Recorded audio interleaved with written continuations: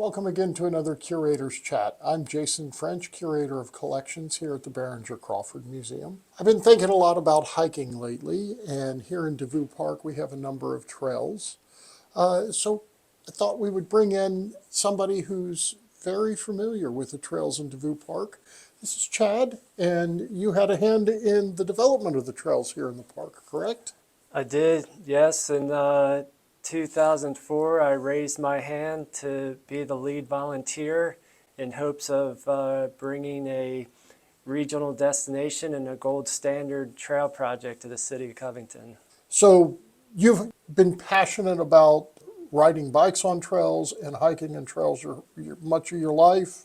Yeah, I've been a lifelong cyclist. Dropped it for a few years in high school because I told it wasn't cool, and luckily picked it back up through passion and a lot of luck and a lot of support and a lot of people believing in me. I found my way into the trail world, and it's amazing. So you've been part of the construction of trails here in the park. How many miles of trails are here in Devou Park? When we first started hatching the idea for the project, there was 1.25 existing miles in the park. We created a plan and began asking for permission in 2004. And in 2024, we just completed the last new construction phase that brings the total trail mileage in the park up to just over 16 miles. Feel very strongly that trails should be multi-use, and multi-use is trail running, hiking.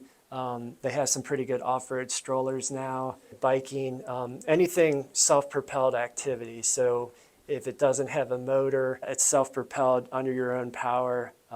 We'd like to think the trails are for everybody. A lot of the trails are on the far side of Sleepy Hollow in kind of what used to be called the annex or the newer part of the park. Yes, that's correct. I often forget about how the property swap went and how the annex was acquired, but it's just under 300 acres. And I grew up in Cincinnati and moved to Covington shortly after college. I would walk up and over the developed side of the park and down across Sleepy Hollow and then up into the annex. And I was like, wow, this place is untapped. It did have some, I know back in the day it had horse usage, and then that stopped, and then some ATVs and Jeeps got in there and had a free reign, and I was riding and hiking the unsanctioned trails and just thinking like, man, this could be a unbelievable asset to the community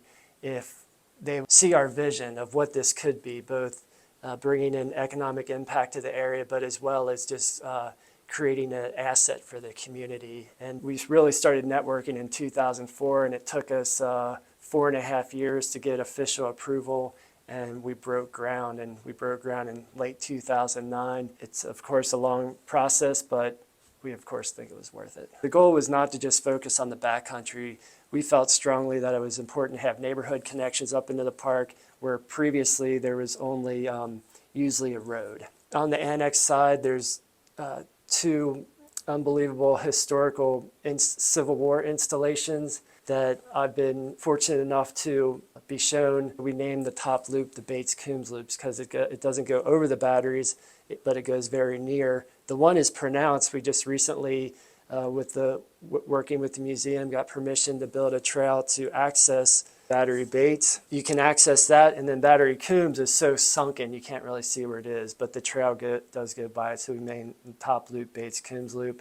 The entry trail is called Incinerator. There used to be an old incinerator there that they had to knock it down a few years for safety reasons. We have a volunteer-led organization called the Devou Park Trail Collective, and the Devou Park Trail Collective is just the advocacy and managing partnership with the city of Covington, that's the land manager, to advocate for more and better trails and work hard to keep the gold standard as well as keep the regional destination. We're always looking for help. Volunteer labor is not a sustainable model.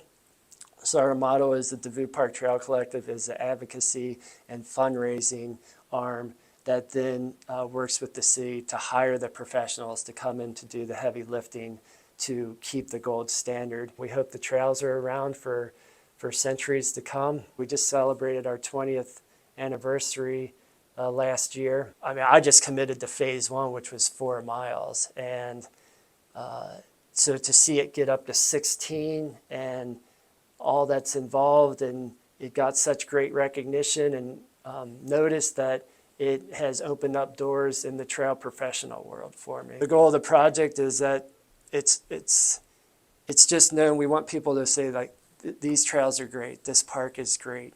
And I think we've accomplished that. But on a personal level, it's blown my wildest imagination. It's reached heights that I never thought were possible. It's amazing. I really appreciate you coming and telling us the history of these trails, and I hope that when you're visiting the park, you come and visit Behringer-Crawford Museum, and you also get out on the trails. If you like this chat, feel free to like and subscribe, and we'll see you in our next Curator's Chat.